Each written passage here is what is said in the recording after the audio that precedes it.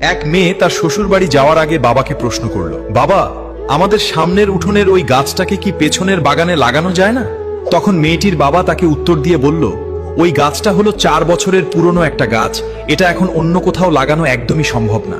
এখন যদি এই গাছটাকে অন্য কোনো জায়গায় নিয়ে লাগানো হয়, তবে সেটা নতুন মাটিতে নিজেকে মানিয়ে নিতে পারবে না এবং গাছটা মরে যাবে। নিজের বাবার মুখে এই কথা শোনার পর মেয়েটা তখন হাউমাউ করে কাঁদতে কাঁদতে বাবাকে বলতে লাগলো, আচ্ছা বাবা, একটা কথা বলো তো, 4 বছরের একটা পুরনো গাছ যদি অন্য জায়গায় নিজেকে মানিয়ে নিতে না পারে, নতুন মাটিতে নিজেকে একদমই বাঁচিয়ে রাখতে না পারে, তাহলে আমি তো তোমার এই ঘরে 20 বছরের পুরনো একটা মেয়ে।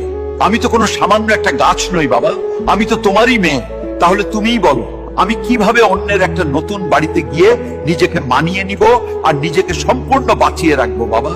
মেয়ের মুখে এমন একটা কথা শোনার পর তার পরিবারের সবাই যেন একদম অবাক হয়ে গেল, আর তার বাবা অঝরে হাউমাউ করে কাঁদতে লাগলো। আসলে আমরা ছেলেরা মেয়েদের জীবনটাকে যতটা বেশি সহজ বলে মনে করি, তাদের জীবনটা কিন্তু ততটাও বেশি সহজ নয়, অনেক কঠিন। তাই আমি এই পৃথিবীর প্রত্যেকটা ছেলেকে বলবো, আপনারা সবাই দয়া করে মেয়েদেরকে মন থেকে সম্মান করতে শিখুন এবং তাদের ভালোবাসুন।